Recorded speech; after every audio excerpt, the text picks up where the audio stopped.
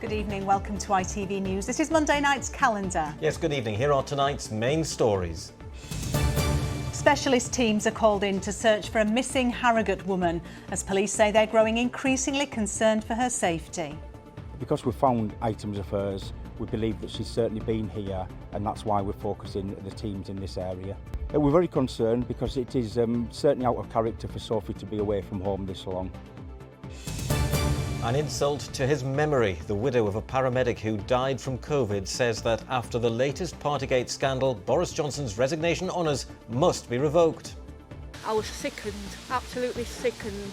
It took me right back when me and my family went through one of the worst times of our lives. First Christmas without him as well, and then they're partying like that. It's a right smack in teeth. Down came the rain. Flash flooding brings chaos to parts of South Yorkshire. But should more have been done to stop scenes like these? And the weather has been wreaking havoc on the region's biggest and most prestigious tennis tournament. Play is back underway though. Join me later for all the latest from the Ilkley Trophy.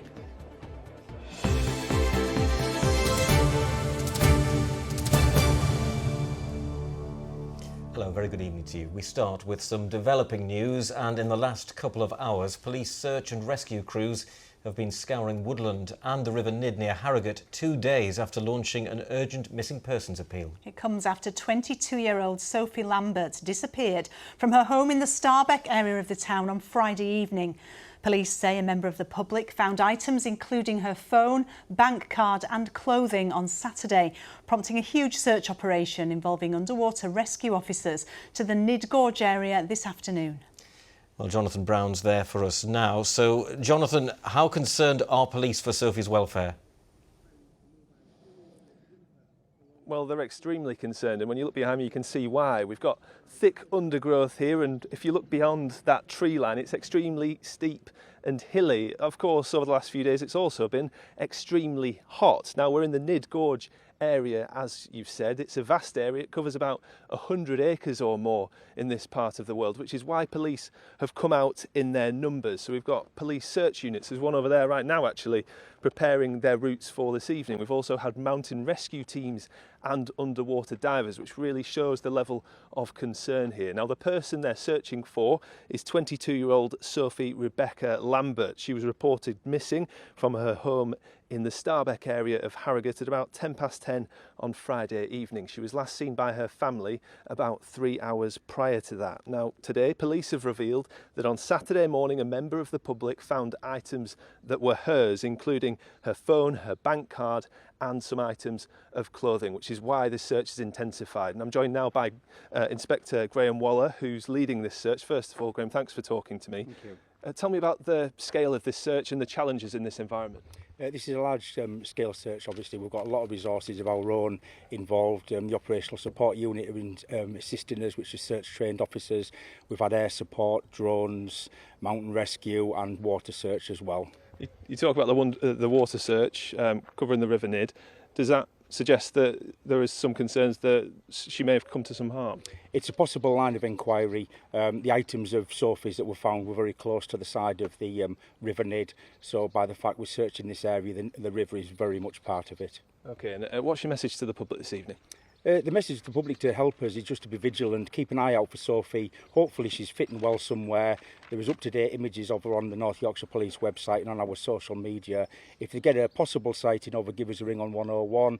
If there's an immediate definite sighting, give us a ring on 999 and we'll deploy the available resource to hopefully find Sophie safe and well. Okay, thanks for your time, Graham, and best of luck. So just a quick reminder, Sophie has long dark hair. She was last seen wearing a black top, dark trousers and dark shoes. Now this search is going to continue into the night and into tomorrow. The priority, of course, is to find Sophie safe and well. OK, Jonathan Brown live in Nesborough. Thanks very much. Well, next tonight, the widow of an ambulance driver who died from COVID during the pandemic has today called for honours given by former Prime Minister Boris Johnson to Conservative staff caught up in the latest so-called Partygate video to be revoked. Julie Goodwin, who's from Bilsthorpe near Mansfield, said the footage taken in December 2020, when her family were facing their first Christmas without husband Charlie, left her sickened. It comes as MPs debate whether to sanction Mr Johnson after the Privileges Committee found he repeatedly misled the House of Commons. We'll have more on that in just a moment from our political correspondent Katie Oscroft. But first, Lisa Adlam reports on that reaction from Julie Goodwin. So you can see it's a full-blown party. The latest footage to emerge from the ongoing Partygate scandal is uncomfortable viewing for many people for many different reasons. But for bereaved families like Julie Goodwin and her children, this video, obtained by the Mirror newspaper, just adds to the deep pain they endure every day. Well, they can't deny that one, can they? I was sickened, absolutely sickened. It took me right back to April 2020 when me and my family went through one of the worst times of our lives. That was when the family, who live in Billsthorpe near Mansfield, lost husband and father Charlie. An ambulance driver, he'd been on the front line during the early, frightening days of the pandemic and was to be one of its many thousands of victims. Julie, son Daniel and daughter Catherine mourned him alone. When this footage was taken, apparently showing staff members dancing and celebrating despite lockdown restrictions, they were facing their first Christmas without him. We did strictly stick to rules. We couldn't be with rest of the family, we were just sat in the house. First Christmas without him as well, and then they're partying like that. It's a right smack in teeth. The first thing I want to say is to apologise to everyone who will have seen this video for what went on. And we knew that there was an event at Conservative campaign headquarters that was held by people who were involved in the Sean Bailey mayoral campaign. There was an investigation, disciplinary action was taken, but these images, they're just terrible. So I do want to apologise. But apologies weren't enough for people in Barnsley today, even as MPs prepared to debate action against the former Prime Minister Boris Johnson for misleading the House of Commons over the breaking of lockdown rules. They should be held accountable because it's like double standards. We're OK for them, but it won't be OK for us. It's all them people what passed away and they're busy having parties, lying to the public. It's not on. I don't think you can forget about things like that. Someone definitely needs to be accountable. Meanwhile, Julie believes 2 members of staff at the party should lose the honours given to them by Mr Johnson. How can they honour them after that? If they've already given the honour, they should take it away again. They should remove it. They've just got no compassion and no sympathy and no respect for them what had lost their lives. Understandably, some strong words there from Julie Goodwin, ending Lisa Adlam's report.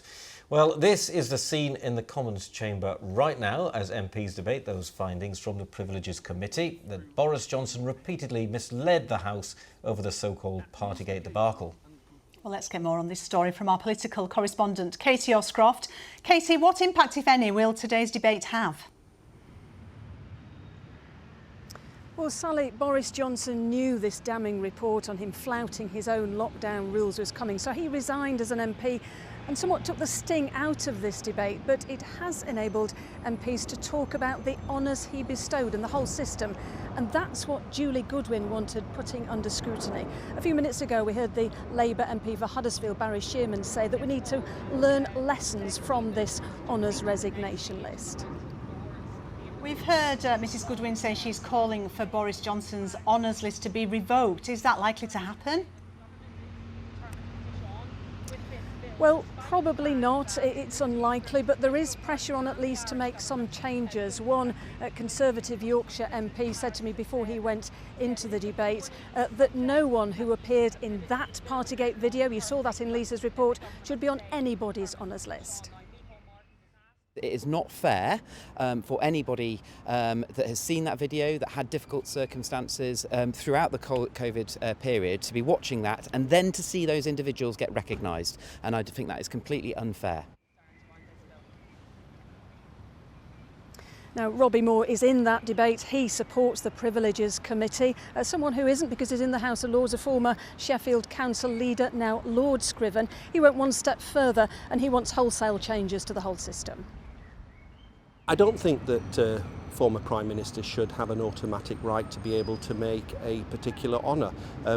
As I say, I think it should down to be ordinary people to be able to make an honour, and if a Prime Minister wishes to do so, or a former Prime Minister, then they should have no more access and no more weight than the ordinary person.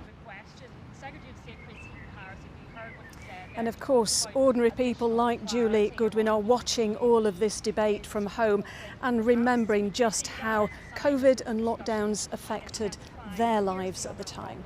Katie Oscroft, live in Westminster, thank you. Thanks for being with us for Monday's calendar, and still to come on the programme tonight.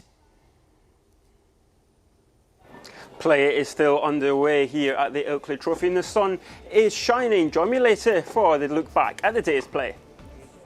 And will the sun be shining on the strawberries and cream for that tennis in Ilkley this week, or will be grabbing for the brollies and dodging the beefy downpours? All the detail a little later on.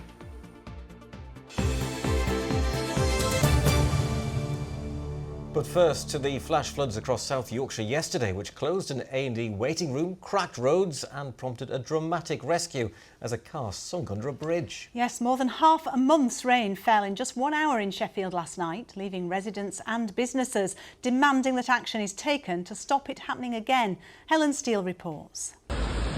The rain falls and the floods rise in Sheffield, leaving this car and the woman inside in deep water. The woman is led to safety by a delivery driver, a week's worth of rain having fallen between 6 and 7 p.m. People working nearby reliving it today, relieved that the outcome wasn't worse. That road down there were absolutely diabolical. Nobody could get up and down it. But yeah, that was crazy, what I'd seen yesterday. That was dangerous, that was a really bad video. Someone could have been killed or been seriously hurt with that, so yeah. Lucky that man was there. Yeah, luckily. Well, looking at this bridge today, you'd never know the drama that took place here last night. The road was reopened by midnight, but businesses nearby say what happened here last night wasn't the first time and it won't be the last. I think it's just the norm, really. You know, it's been like that for the last 6 to 8 years since we've been in this building alongside it, so it's constantly causing problems when we have a big downpour of rain. These garages say constant flooding and closures costs business, as well as risking lives, and they're now demanding action. What are we spending taxpayers' money on anyway, really? I mean, if they're not unblocking drains, what are they doing? Yeah. So something needs to be done about that. But the flooding was by no means localised. Over in Rotherham, the A&E waiting area had to temporarily close, reopening at 10 p.m. And on Newhall Road in Sheffield, a combination of hot weather and torrential rain left cracks in the road, the effects spilling over into today. Although those storms might be over, people here believe it's only a matter of time before they'll see scenes like this again. Helen Steele, ITV News in Sheffield. And we have approached Sheffield City Council about the concerns raised in Helen's report, and they're yet to respond. More of the day's news. A woman from Sheffield who hit a 94-year-old over the head with a chair before robbing them has been sentenced to 14 years in prison. 37-year-old Amanda Hallows forced her way into her victim's home in Burngreave in May last year, knocking them unconscious before ransacking the house. Hallows had previously been jailed for over 7 years for similar offences against elderly victims in 2018. The union Unite has postponed strike action on First buses in Leeds after a pay settlement was agreed. This morning, around 70% of First buses were out of action in the city, despite First saying it had scheduled around half to run. The new offer is subject to a ballot of Unite members on Thursday next week. Now, anyone for tennis? I know a man who is, and here he is. Chris is with us for the sport. Oh, Chris. Hi, Ian. Yeah, you've got to love a bit of tennis, haven't you? Strawberries and cream, orange squash, right up my street, that. But yeah, did you know tennis season has started? Wimbledon, 2 weeks' time, you know. Oh, but this week, yeah, great stuff. It's Ilkley's turn, and some of those hoping to compete at Wimbledon are in West Yorkshire, fine-tuning their game. Well, Arif Ahmed is fully tuned in and ready to go for us. The question is, Arif, is the weather playing ball over there?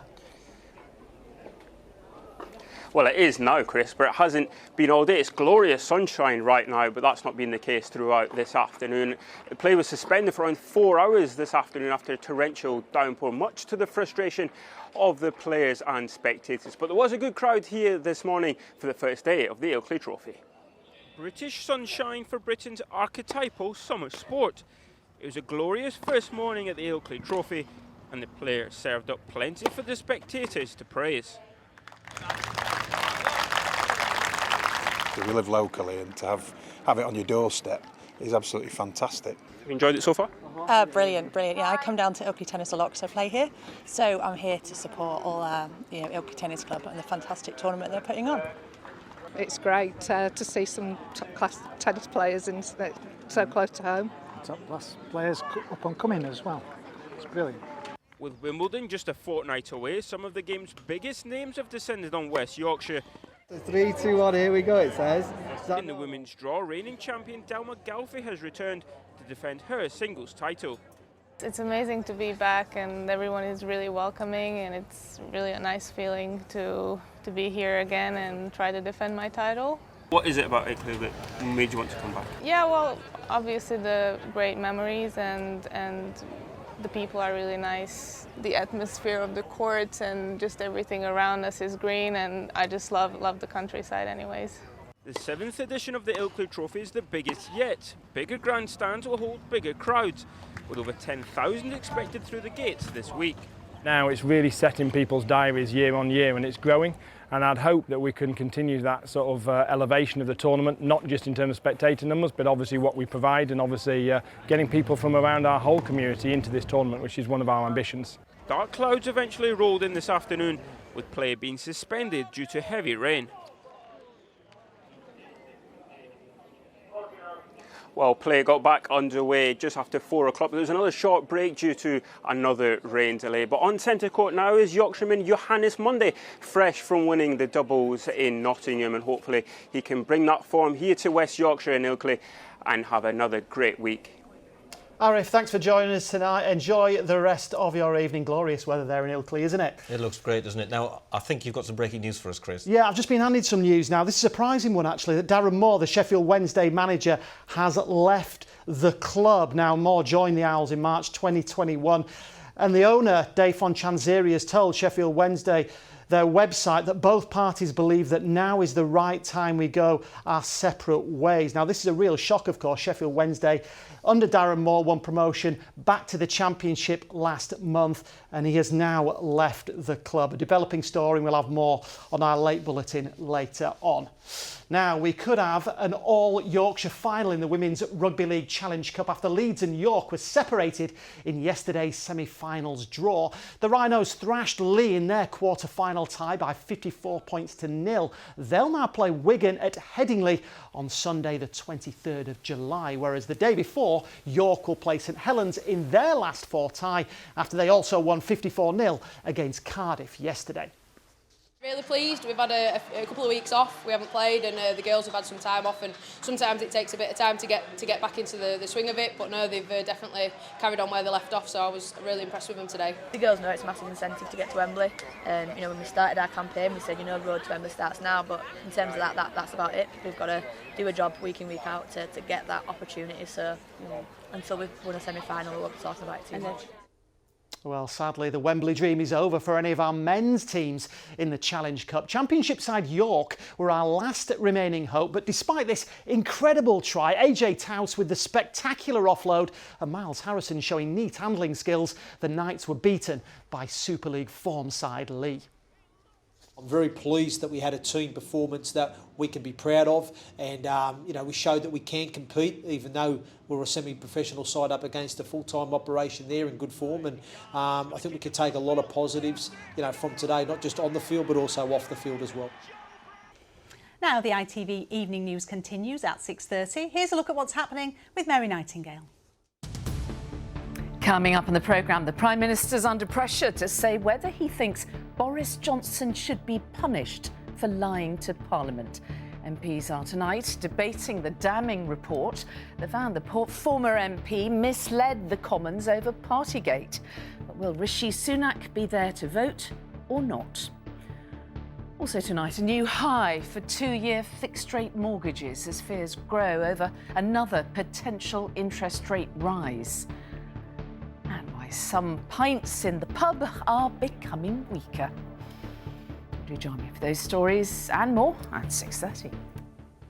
Mary, thanks very much. And we welcome Kerry back to the studio this week. Hiya. Hello, you picked a good week to be off, didn't you? Well, it was a bit too hot for me, but I'm not allowed to say that. Oh, no. But it was dry and it was warm and it was fabulous. Certainly was. We had a few showers today, didn't we? I've had a few photographs in from earlier on today. We've already heard from Arif that we've had some thunderstorms. They were especially in the west. It was the Pennine areas. So also Winterset and West Yorkshire. Big thank you to Sue Billcliffe. Those clouds bubbling up there. But Milo was at Harden Moor for walkies, and you can still see that the ground is particularly dry. So you need a lot of rain for quite a long amount of time to saturate that ground. It looks thirsty. I know, thirsty doggies, yeah. Scarborough didn't have any rain and it was very warm and very sunny, according to Cynth Everett there and also Michaela Thorpe. But yes, everything started to break down, didn't it, at the weekend? So Flaming June gave way to a spectacular light show for some. Not for me. This was me in the Hope Valley over the weekend. I had the darkened skies and the torrential rain, but I didn't get the thunder and lightning. But Andrew Green did in Swinton, South Yorkshire. You can just about see that lightning bolt there. And also in Grimethorpe on Saturday night, kept many people awake on Saturday night, the heavy and thundery downpours. A big thank you to Megan. So yes, Helen's piece earlier on in the programme was talking about the torrential downpours causing the flash flooding, and I can confirm that. Woodhouse Mill in the Environment Agency, that's the highest total I can find at 41 millimetres, and 35.6 millimetres of that fell in 1 hour between 6 and 7 p.m. yesterday, and the June average is around 70 to 75. So is it came down again? Maybe some rain tomorrow, maybe some showers on Wednesday for a short time, but it does look like it's settling down and warming up, Sal, for the weekend again. Excellent, that's what I like to hear. Kerry, we'll hear from you a little bit later. Thanks for now. Well, finally, let's return to some sport and the Yorkshire athletes taking on competitors from around the globe at this year's Special Olympics World Games in Berlin. Yes, for those taking part and their families, the Games can open doors to possibilities they never thought possible. And for the coaches, volunteers and armies of supporters, they inspire hope for a future of acceptance, understanding and unity. Thousands of athletes have already taken part in the opening ceremony. Our reporter Catherine Walker is there. Hello from Berlin. We've been here since Friday and it's been a fantastic few days. Team GB are one of 176 delegations from around the world who've come to the city for the most inclusive sport event of the year. All the athletes are full of energy and enthusiasm, as you can see when I spent the day with them ahead of the opening ceremony.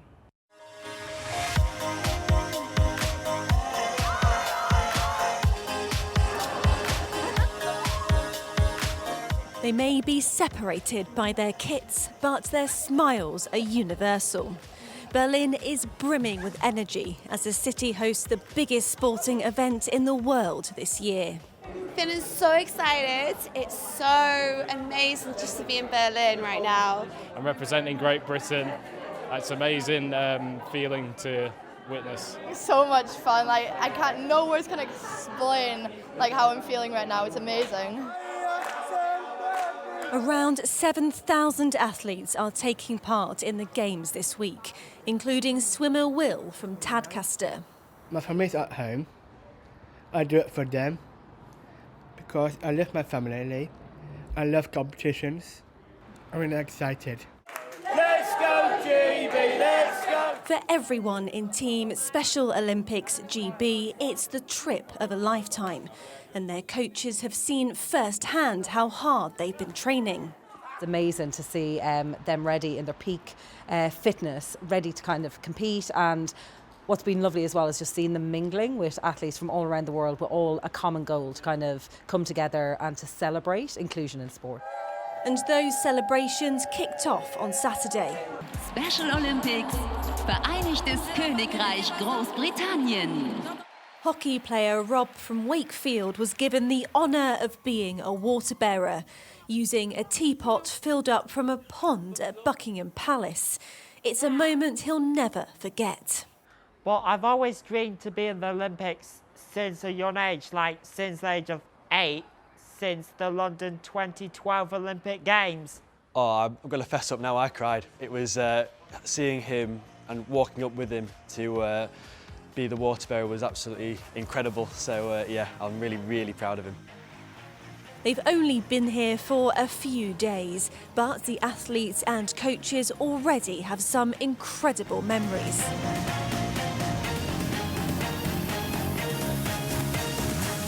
With the opening ceremony coming to a close with a bang, the games have officially started.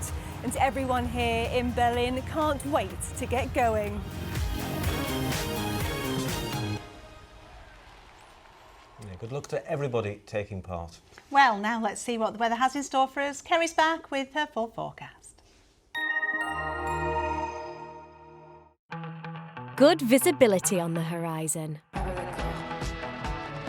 TUI sponsors ITV Yorkshire Weather. Yes, hello again. A bit of a mixture across the region over the next few days. There will be a little bit of cloud around at times, like first thing this morning at New Miller Down, but still looking beautiful. A big thank you to Steve for sharing. But yes, also some nice, warm, sunny spells. Warm and humid though, some fairly warm and close and muggy nights to come as well this week. And there's always the risk of a shower, if not longer spells of rain, until Thursday at the earliest, when it's likely to settle down and warm up towards the weekend. So in a bit more detail then, this was the scene across the region today.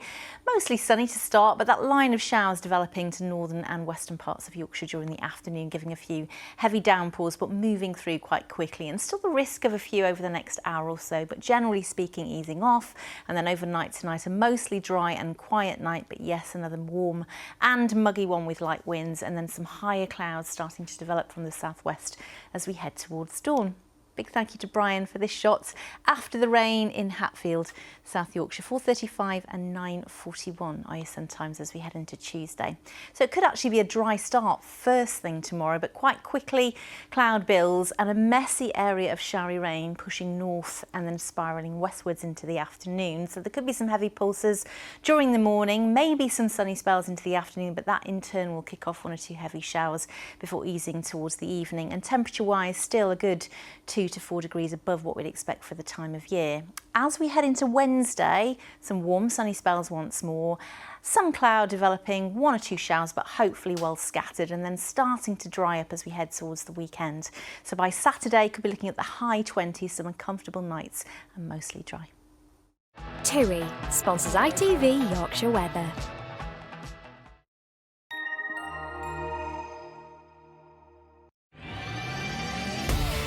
Hello, summer. Piri sponsors ITV Pollen Count.